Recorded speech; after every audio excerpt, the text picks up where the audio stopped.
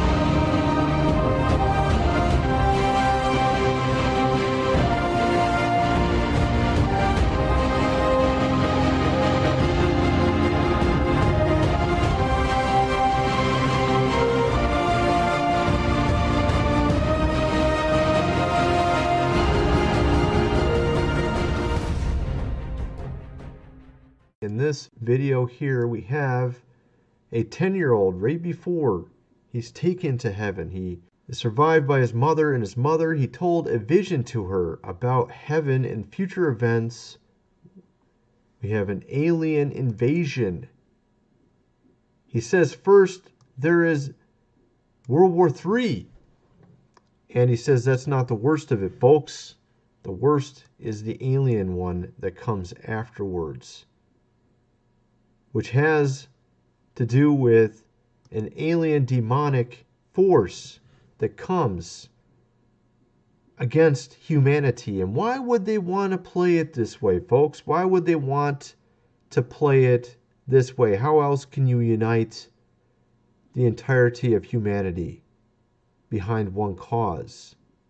What other way is better than this? And this has been echoed many times in the past by various famous people, including presidents, even generals. We're going to cover a lot of that here, folks. I wanted to mention that we're giving away 5 items, one of them being a laptop, another a tablet, and a host of other items. So this is one of them right here. It is a HP Pavilion laptop with a 1 terabyte hard drive. As you can see, all the specs there. We're also giving away a Samsung Galaxy Tab A tablet and also other items. So see the link in the description below. You have great odds of winning. Last time only 8,000 people entered the sweepstakes. Check out the link in the description, and let's get on with the video. Let me just play a few clips and you'll see what I'm getting at. UFOs are real and they know it. Something happened. I know what I saw, and it was not a... Of course UFOs exist. We were facing an alien threat from outside this These world. beings are here to usher in a new If the age of United States enlightenment. Air Force did recover alien bodies. All right, so here's recently our president talking about this. Just listen to this. Space is a warfighting domain. Yo, what did he just say? So apparently the Space Force is being designed for that. Seems very strange. That's very odd. You have a number of other people talking about this particular exact topic here. Check this out. Here's Reagan. I couldn't help but say to him, just think how easy his task and mine might be in these meetings that we held if suddenly there was a threat to this world from some other species, from another planet, outside in the universe. We'd forget all the little local differences that we have between our countries, and we would find out once and for all that we really are all human beings here on this earth together. In our Out of these troubled times, our fifth objective, a new world order, can emerge. We have before us the opportunity to forge for ourselves and for future generations. This is very interesting. A lot of things are coming together of recent. We had, obviously, HW here. They had his funeral. And, of course, we also have some other very interesting things that have been happening. He talks about a new world order to unite everyone. Reagan also in this speech is talking about the only way to unite us is when we have a common goal, particularly in this case, almost every time they mention a threat from another species. Okay? And here we have Jimmy Kimmel asking numerous people the exact same question, literally the exact same question to multiple people. All right? I'll just play one of them right here. Quick break. But when we come back, I hope you will indulge me in something, because I want to ask you about your access to the files on the UFOs. Okay? President Clinton is here with us. We'll be right back. President Bill Clinton is here with us. So if I was president, and I won't be, let's be honest, the first thing I would do after putting my hand on that Bible and taking that oath to serve the country is I wouldn't even probably finish the oath. I would run to the White House. I demand to see all the classified files on the UFOs. Because I want to know. I'd want to know what has been going on. Did you do that? Sort of. Sort of. Yeah, we had, I think it was at the beginning of my second term, we had the anniversary of Roswell. You waited that long? I did. Wow. Well, I didn't. And then there's also Area 51. You remember there was a great sci-fi movie where there was an alien kept deep under the ground? Yeah. Okay, Area 51 is very recently been discussed also by this guy Bob Lazar, who just was recently interviewed here on YouTube. I think it was yesterday. Exclusive, 22 hours ago, Bob Lazar. Bob Lazar, 30 years ago. He hasn't spoken for 30 years. All of a sudden, out of nowhere, right after HW's funeral, he talks about Area 51. Okay? And he's going to be putting on a movie. Right? He has a movie coming out. His first interview in 30 years about this particular topic with his movie. Very interesting. Might want to check that out on Secure Team 10. Okay, I have way too many windows open apparently. I didn't realize it. Okay, so here we have... Okay, I have a million things. There we go. Okay, so also we had not only Bill Clinton, but Obama asked the exact same question. We had Hillary ask the exact same question. I mean, goodness gracious, it's pretty much everybody that went on his show was asked this exact same question, okay? So that's a little strange. And of course, his show is housed in the Hollywood Masonic Temple, if you didn't know. And of course, this isn't on the page, right? Okay, so you see right here, if you look at this image, Jimmy Kimmel Live, right on the outside of the building. And he seemingly is always interested in asking this one particular question. That seems a little strange to me. I don't know what you think of it, but it's just a little weird, okay? So I find it also interesting that there's been a number of news articles that have come out about life on Mars, and also there was something about NASA admitting that we may have been already visited, NASA not denying certain footage. I have those open somewhere around here. I think it's here. Okay, here we go. Let's see here. Space visitor. NASA admits tiny super intelligent aliens may have already visited Earth. Okay. And this is very recent news. It was out on the 3rd. It seems to be sort of all this stuff coming out all at once around the time of HW. Okay. We have this Bob Lazar interview. We have all these things coming out. Lots of different news articles. NASA spacecraft arrives at ancient asteroid, its first visitor. Seems to be a culmination of a lot of things going on. Something alive on Mars. There's a lot of strange footage on Mars. Seeing this on Secure Team 10. I mean, this doesn't exactly look natural to me. I don't know what you think. Sense of the word.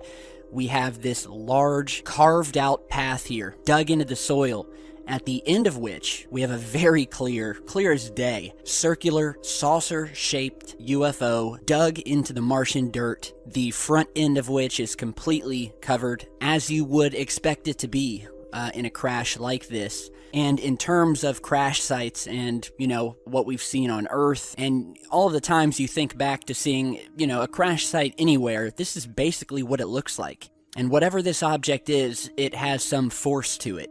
It's a very interesting image, and we have a few things going on here. However, I want you to train your attention to where we have this circular object, once again, that looks to be partially buried or dug into the surface. You know, it's interesting because as we go through these images, you will definitely start to see a pattern.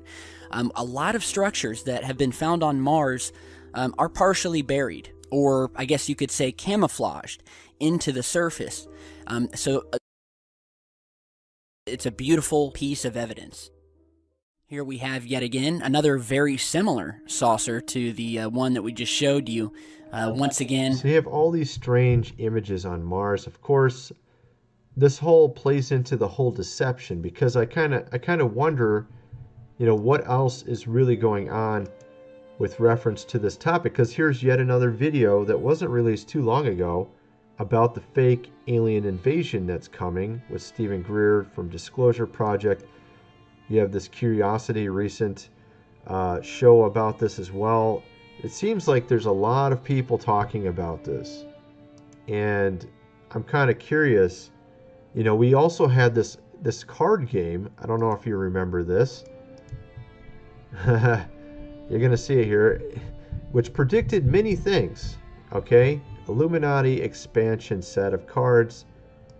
You know, you had Princess Diana. You had a number of things that were predicted. Modification of weather, subliminals, the Vatican.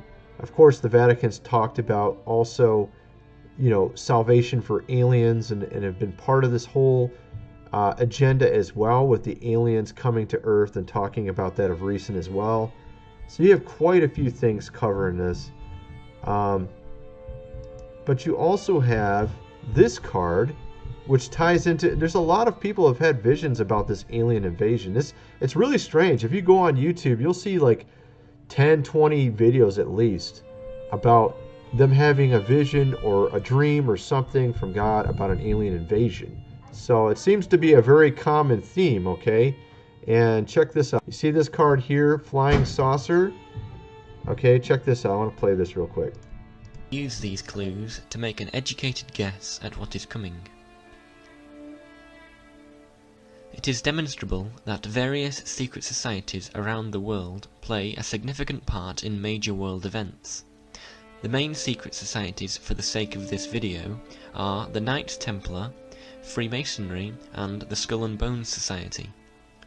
These secret societies are obsessed with ritual, symbolism, and numbers. Now, remember, Bush was part of Skull and Bones as well, so that seems to be part of this whole plan. Okay? And leave clues in unlikely places. I will be showing you many examples of this as we go on. Also, we may be able to use these clues to make an educated guess at what is coming. It is demonstrable that various secret societies around the world play a significant part in major world events. Alright, so you obviously know a lot about that stuff already, probably. But let's see here. I wanted to show some other stuff. I had a number of things up, and they've been talking about... Look at this one. This is very interesting as well. World War A, when aliens come. You see this? Let's play a little bit of this. These are all recent videos, too. We see images of riverbeds, even the image of an ocean.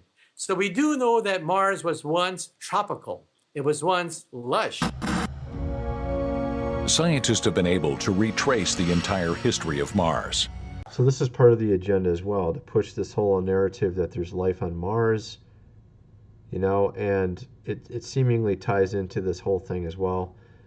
Because this entire video is about when aliens, you see, when they come. So, you know, aliens from Mars, that's a common theme in movies, right?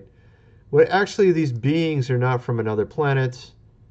They're actually interdimensional beings. They're demonic. They're not aliens. They'll claim to be aliens, and according to some of these visions, they're going to cause, they're going to come against us. They're going to be an invasion, and this is what's going to unite all of humanity. Because, and actually, even General MacArthur back in, when was that? General MacArthur even talks about being united over such a topic. I think it was on that. Actually, I think it was a video over here. It was, which one was it? I think it was this one here. Let me play a clip of this. I think he talks about it. By the General Douglas MacArthur. The nations of the world will have to unite, for the next war will be an interplanetary war. The nations of Earth must someday make a common front against attack by people from other planets. All right, so this is from I think it's 54. Why is he talking about it back then? Why is it this is a continuous theme? A continuous theme that seems seemingly pushed everywhere. So if they're trying to program us to realize that's what's going to come. Of course, here's this woman talking about, here's yet another vision. This is yet another vision of the same exact thing. All right? There's a number of these. Lots of people have had the same vision. And she says that she can tell that it's been choreographed. It's a deception. All right? And I wanted to play this too. I thought this is very interesting. This is at Roswell. What they put as a monument there. Let's just hear what it has to say on the rock or the stone itself. Headstone, a grave marker on Mac Brazel's farm where he supposedly discovered some debris. The inscription on the monument reads, "We don't know who they were. We don't know why they came. We only know they changed our view of the universe. This universal sacred site is dedicated, July 1997, to the beings who met their destinies near Roswell, New Mexico, July 1947. Okay, so it was 1950-something when MacArthur came out talking about this. This is how many years? Maybe 5-10 years at most after Roswell. So this is sort of a pivotal moment, okay, when all this sort of programming for how we were supposed to think about the universe sort of took shape, right?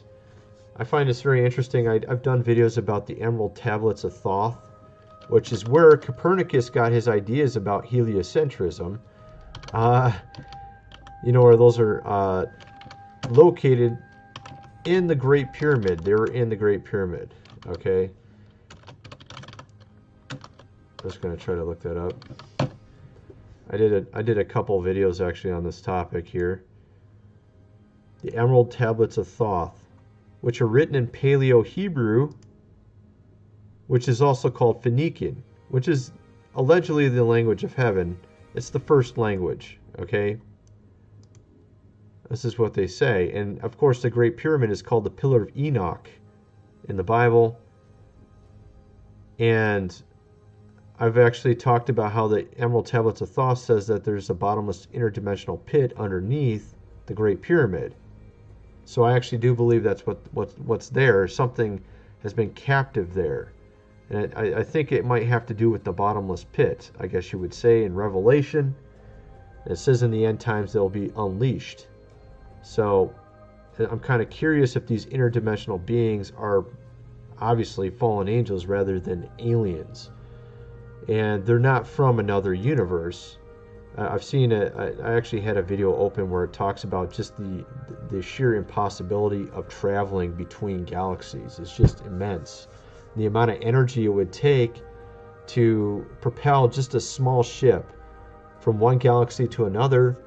They were talking about all the explosions that have ever happened on Earth times 4 just to travel from that amount of energy just to travel from one to the other. So I thought that was quite a bit of energy. And they were talking about something that only weighed, I think, it was like 1,000, I think it was 2,000 kilograms or something like that. Propel something that size, you know, so through the galaxy from one to another would take like that much energy. So it seems sort of like an impossibility in that respect. Of course, with the Bob Lazar interview, the whole idea with Bob Lazar is they were talking about they had anti-gravity ability, and it was using a certain new element. But with the potential of a focusing device using the gravity generator.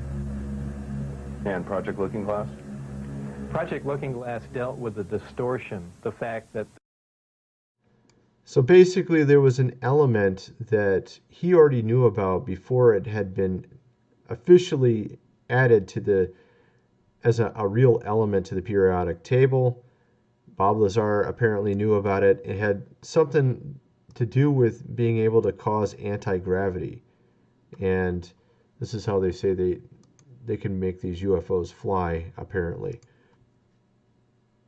The spike in UFO sightings, we're getting more than ever before. There's a whole disclosure movement where people are saying they are already here. The governments of the UK, the French government, Belgium, the Germans, the Japanese, Brazil, and Mexico all have gone on the record stating unequivocally that this phenomena is real. And so you get this sort of deer in the headlight, you know, people, oh, those little gray guys are back again, Bob. That's right, Ted. You get that kind of chuckle stuff on the news. But what's happening is we need a real serious dialogue because the phenomena is real, it's burgeoning, and it's not going away. And just the fact that the governments in the countries that I named a minute ago have already disclosed that the phenomena is real should be enough to wake up the church. But most of the church sits with its head in the sand and plays church. We're told that Satan comes with all signs and lying wonders. We're told by Jesus, you know, unless those days were shortened, no flesh would survive. We're told by Jesus again, let no one deceive you, right? That even the elect would be deceived if that were possible. Why is it that we can't look at those passages of Scripture and begin to take them seriously and understand that we are in the window of time where all this is not going to happen, but it's manifesting now? You know, I've met now hundreds of people who claim they've been abducted by aliens. There are events that you cannot explain naturalistically. I mean, ridiculously, the most common mistaken UFO is the planet Venus, believe it or not. 27% of all sightings are the planet Venus, and it just sits there in the sky. So it shows you how people interpret things wrong. But we see craft moving on radar at incredible speeds. They fly into one another and become one object and go off in another direction. They defy the law. So the idea is that there's going to be some sort of fake invasion in the future. I'm kind of wondering what some of you guys think. Let me know in the comment section below, and thanks for watching. Next time you see this plant in your backyard, don't cut it down, because this is the best natural painkiller you'll ever find. Some people even compare it to morphine. This common plant is called wild lettuce and was commonly used by Native Americans 2 centuries ago for both food and medicine. So today I'm going to show you how to make a simple wild lettuce extract to keep in your medicine cabinet and use whenever you need it. Now if you take a leaf or stem and squeeze it, you'll see a white substance coming out. This is where the potency of the plant lies. Because of this white juice, the early European settlers also called it opium lettuce. This milky substance doesn't contain any opiates, but it's working on the central nervous system directly to lessen the feeling of pain. Nowadays, many people are turning their attention back to this lost knowledge and use it as a replacement for addictive prescription pain medicines. So let's avert our gaze from our modern survival thinking for just a bit and look at how our great-grandparents did it 150 years ago. This is exactly the kind of information I found in this 350-page book called The Lost Ways. This is probably the only survival book I've actually enjoyed reading. You won't believe how many survival things we've lost to history. I found the wild lettuce on page 113 and decided to make my own painkiller. I collected about 50 leaves today and washed them thoroughly. So the first thing you should do is grind them up in a blender, not very thinly and only just for a few seconds.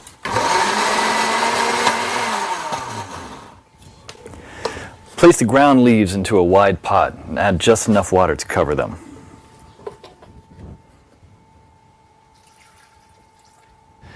Now place the pot on the stove on low heat for 30 minutes. Do not let it boil because you'll destroy all the good stuff in it.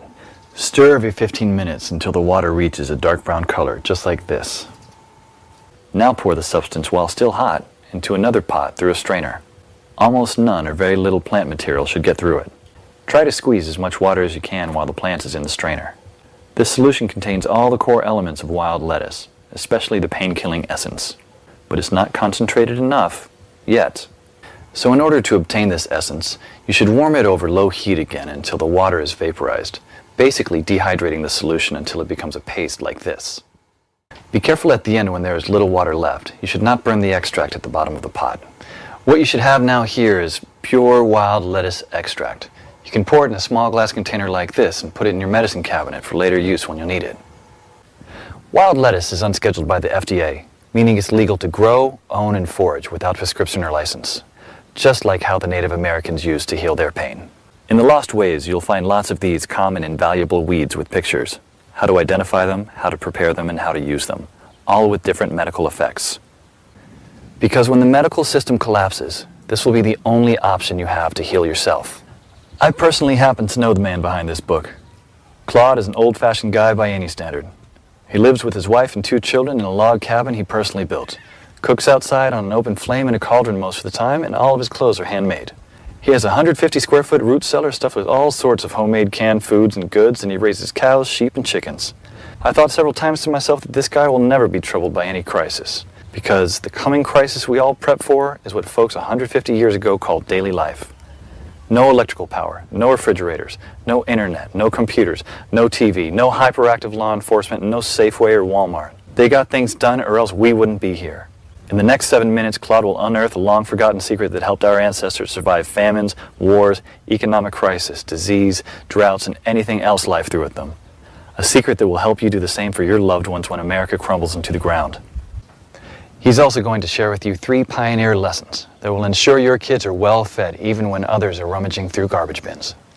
In fact, these 3 old teachings will improve your life just as they did for me, immediately once you hear them. My name is Claude Davis. You may know me from my website, askaprepper.com, or you may have seen my warnings in the media, but few of you know me personally. My story is emotionally heavy, with struggles and disappointments, but also with a faith in God and a strong will to survive that finally led me being here. So pay close attention, because this video will change your life for the good.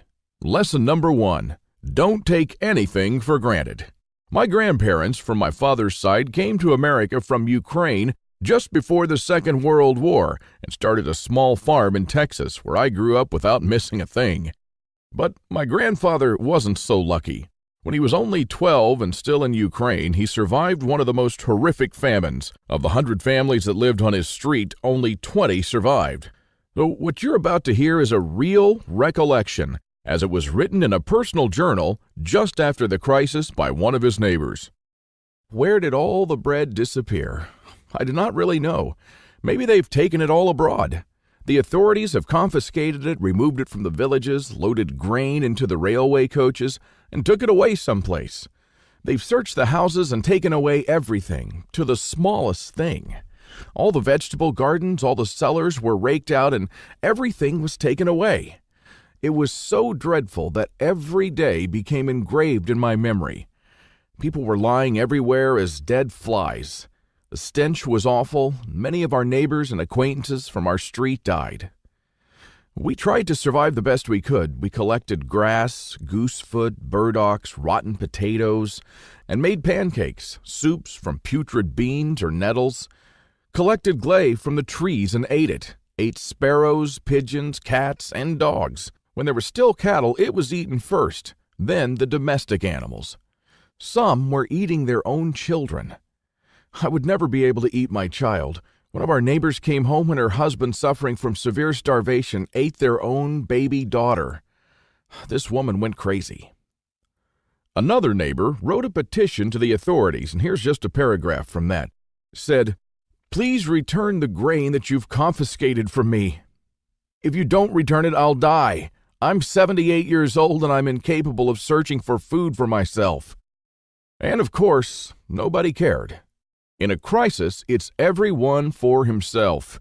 Although in many cases, families did still remain families. But just after the winter, when there's absolutely nothing to eat, my grandfather, together with his mother, went to the nearest town where the government had established a soup kitchen. Unfortunately, the 25-mile journey was too much for his mother. After just 5 miles, she couldn't walk anymore. My grandfather noted in his journal, "Mother said, save yourself, run to town." I turned back twice. I could not bear to leave my mother, but she begged and cried, and I finally went for good.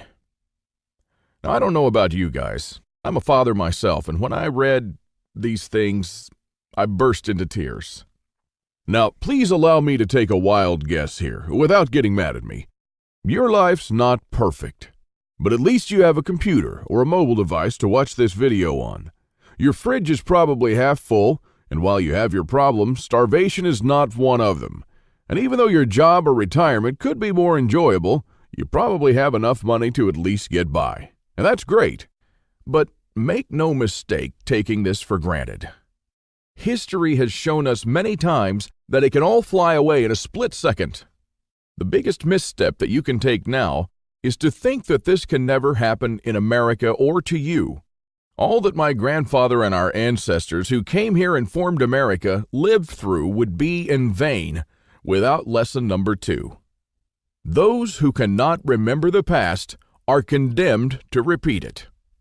Now, call me old-fashioned, I don't care, but I completely believe in America and what our ancestors stood for.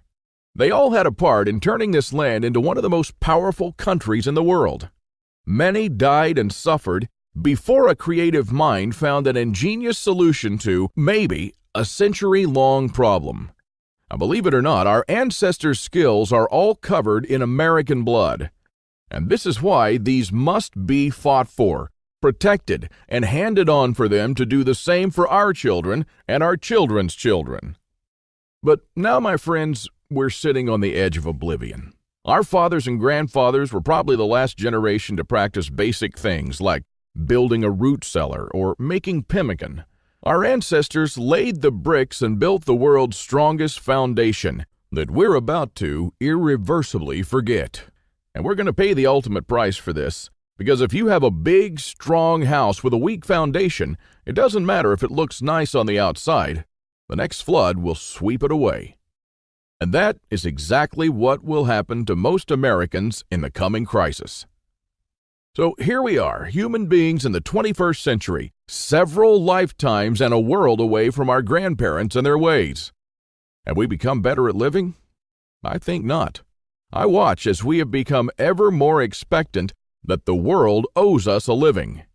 Consumerism has reached epic proportions, and people feel aggrieved if they don't own the latest gadget. The truth is, we never have been more disconnected from life, from the world, from the soil, from the trees, and from our own souls. We're straying away from our roots on a dangerous road from which there will be no turning back. And the good and the bad news is that we're the last generation that can truly do something about it. We no longer know how to live without refrigerators, without cars, without phones, without supermarkets. What will you do tomorrow if you simply are unable to buy things? I sometimes think that we're kidding ourselves with our bug-out bags and with our 3-day food rations. Wouldn't we be better off looking at what the pioneers took with them when they traveled from Independence, Missouri all the way to Oregon City? Game meat was unreliable even then, so don't think that they made this 5-month journey counting only on that. If your life depended on this, what bug-out bag would you take with you? I know I'd stick with whatever the pioneer had with him. He had to travel weeks on end without much help while taking cover from some native tribes at the same time. And this is just a small, tiny example. I don't want to see our forefathers' knowledge disappear into the darkness of time. And if you care about your family and what America stands for, then neither should you. This is the third and most important lesson of all. It's always up to you.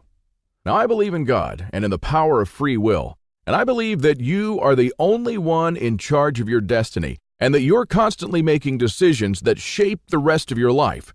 Now, it's true we all had different starts, depending on our families and upbringing, but for most of us here in the United States, we at least had decent beginnings. We had water and food, we could go shopping from time to time, and we had a decent medical system compared to other countries. We should be more thankful for that. And we should ensure that we have something put aside for darker times. If anything goes wrong with this country, don't blame the government or the president. They don't truly care about you or your family. You'll be the only one in charge of your fate. Now, I don't know if you've noticed, but nothing falls from the sky. God helps you, but He doesn't lay it on your table. You have to work hard and do things yourself. As long as you're aware of this, your destiny rests solely on you and your willpower. Now, you can truly change things, and you can do a lot more than you think you can. With this idea in mind, 5 years ago, I wanted to do something that hadn't been done before. Something that not only would help me survive a crisis without investing a fortune in stockpiles, but something that I could do around my house on a daily basis using only methods that were tested and proven by our forefathers for centuries. I wanted to unearth and learn the forgotten ways of our great-grandparents. I went to my grandfather to find out how he survived and to learn the little secrets that helped him stay alive in spite of almost everyone else dying. Now, he was almost 90 years old, but the old man was still in good shape. For 3 weeks on end, I absorbed his lessons like a dry sponge. And on top of that, we built a lot of things together, including a root cellar and a storm shelter, just like the folks did when he was young. We made lard and ham, and we smoked 4 turkeys and preserved them for winter in 4 different traditional ways, and a lot more. And when I was a child, I was raised by my grandparents, but I hadn't spent much quality time with them until then. In fact, there were months when we barely even spoke, not because we couldn't stand each other, but only because I was always too busy working or taking care of my kids. A lame excuse and a thing that I deeply regretted later on in life. Well, my grandfather passed on a couple of years ago, and with him, a magnificent amount of survival knowledge. I don't know if you're in a similar situation, but think about your grandfather and how many things he did or knew, things that will vanish forever into the dark abyss of ignorance. And because I deeply believed in lesson number 3, that I was the only one who could change something, my goal for the last couple of years changed from not just learning, but saving our forefathers' ways. This is one of the most important things I've done in my life, and I'm proud of it, but it took me 5 difficult years. Now, first, there's no person that knows all our forefathers' forgotten secrets. Let's just say there are still a handful of people that still practice a lost skill transmitted from generation to generation, even today. But not all the skills, of course. I had to get in touch with a lot of people. Second, where do you find these guys? They are no mainstream survival experts. They don't have a website or a TV show, and some of them even live in remote areas with no internet or TV cable, earning a living like the pioneers did. Third, I wanted to do something unprecedented. You know, articles like 11 skills your great-grandparents had that you didn't, and they started listing the skills: hunting, fishing, foraging, butchering, and so on. Well, you know, this kind of information will never help anyone. I needed something solid, exact, and to the point. Not just skills, I wanted to know things that they actually built, ate, and stored, and exactly how they did it. And fourth, I'm not sitting on a gold mine. As much as I enjoyed traveling and learning these skills, I still needed to go to work. But what I didn't realize when I started my quest is that you can't save these skills only by writing them down. If all these writings will be forgotten in a dusty drawer right next to my bed, it won't help anyone.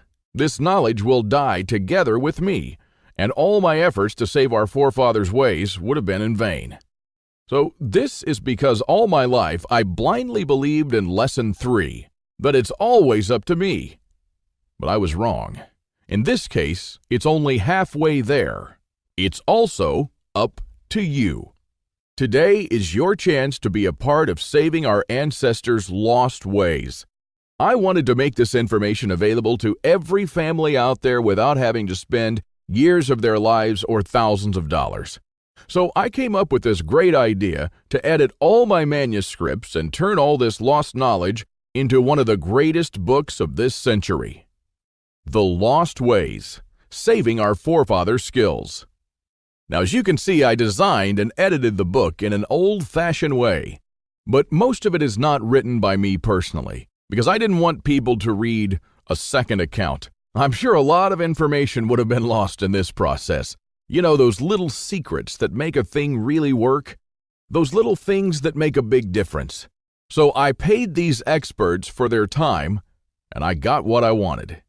These people are not professional writers, but instead are uniquely special.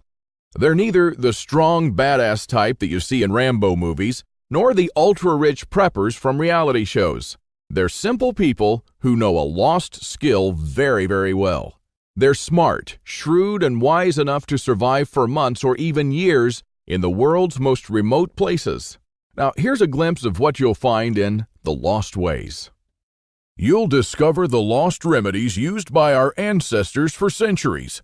And I'm not talking about rare and complicated insights that only a botanist knows. I'm talking about plants that grow in your backyard or around your house. Very common weeds. For example, this common driveway weed is one of nature's most powerful survival plants. It's not only edible, but it's super nutritious, easy to identify, has no poisonous lookalikes, and is used as medicine. Following the instructions from The Lost Ways, go ahead and use this underestimated or discredited plant and make yourself a powerful antimicrobial and cell regrowth bandage. Or simply make a tea with it that can be used for a wide range of digestive problems and toothaches.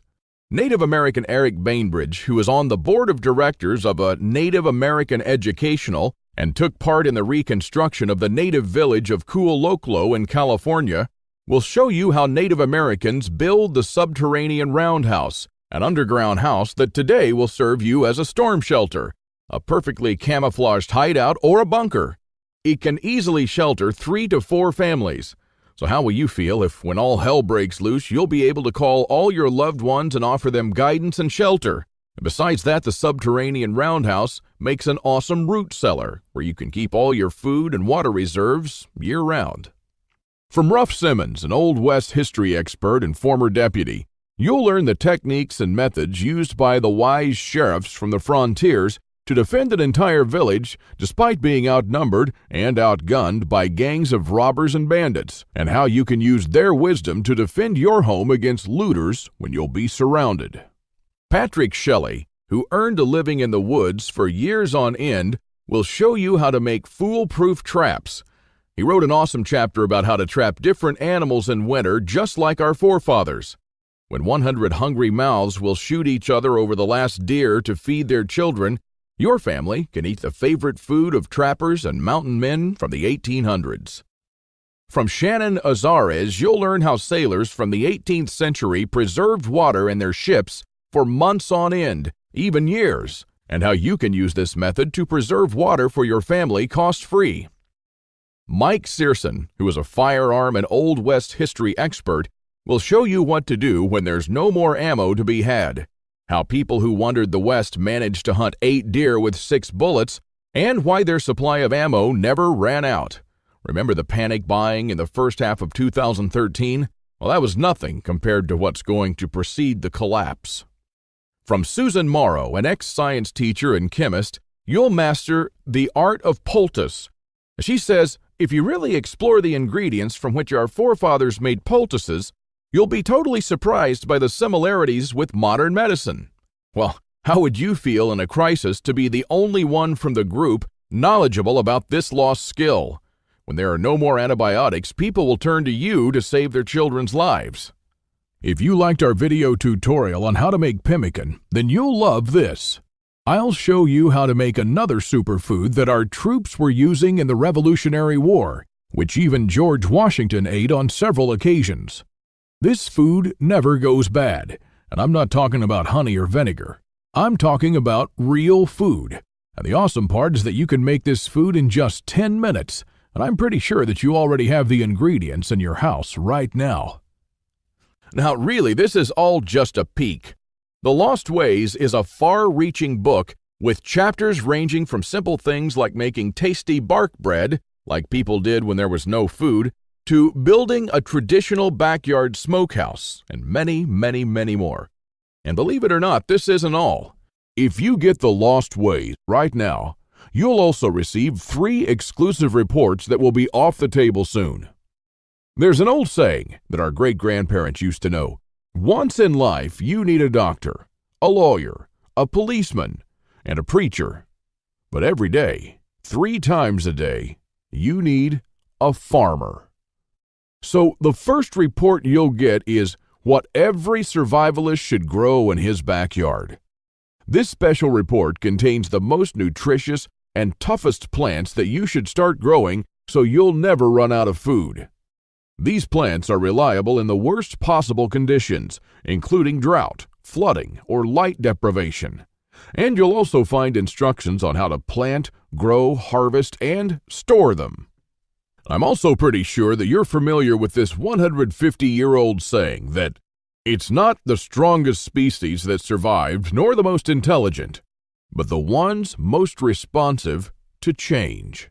So the second bonus you'll get is how to outlive an EMP, the early pioneer way, which is a day-by-day guide that shows you what to do after an EMP every day for 30 days using the Lost Ways. Think about it this way.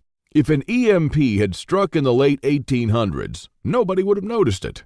Our great-grandparents didn't even know what an EMP was, nor did they know what modern technology was. But they surely lived, survived, and prospered without it. Now things are a little bit different, and because this event can happen all of a sudden with no warning whatsoever, it might be difficult for even the smartest minds to know what to do from the moment the running water stops and your food spoils to the moment when looters come knocking at your door. So in this report, you'll learn the 10 things that you should do on day 1, what you should make on day 2, what you definitely need to turn to on day 3, and so on until day 30, when you'll be absolutely 100% self-sufficient, protected, and able to help others if you want to. Unless you're living in a bunker full of stockpiles, doing these things in the wrong order may literally mean death. Now, I'll show you what to do every day so you'll never run out of water, food, or heat, and then what to do or build to improve things day by day. Another old saying people used to say is, for every minute you spend organizing, an hour is earned. So the third report you'll get is a step-by-step guide to building your own can rotation system that can hold at least 700 cans of different sizes. You'll never have to look at 50 cans for expiration dates, and you'll never need to throw away cans again because they've spoiled. A can rotator is not only a time saver but also a money saver. As you can see in this video, the mechanism is very simple. Whenever you buy new cans, you insert them in the upper shelf. The cans will automatically roll down, and they'll be the last in the row. When you pick them up, you do so from the shelf below. So you'll always pick the can that you bought first and therefore with the closest expiration date. cool, and efficient. The one you've just seen in the video, I built with only $95. Pretty cheap if you think that a similar rotator costs $420 on Amazon and holds only 450 cans, and theirs aren't even that cool. Now, once you have the plans and the step-by-step guide with pictures, all it takes is just 1 day of work, even less. So, if you choose to save the Lost Ways now, you'll also get these 3 exclusive bonuses that are worth $29 each for free, and unlimited access to the members area, where you can ask me anything at any time. I'll be there to answer your questions and to help you if you need any clarification on anything. By knowing the ways of our forefathers, believe it or not, you're covered for anything. You'll never have to spend money on any prepping material again. And forget about unreliable and expensive modern survival equipment. Why even bother with reinventing the wheel when these things have been working right for centuries? The Lost Ways prepares you to deal with worst-case scenarios with the minimum amount of resources, just like our forefathers lived their lives, totally independent from electricity, cars, or modern technology whatsoever, which means you'll also be bulletproof against the ever-increasing threat of an electromagnetic pulse, a powerful economic breakdown, famines, and natural disasters. You'll have the power to protect and save your family, even to rebuild your community during the worst of times.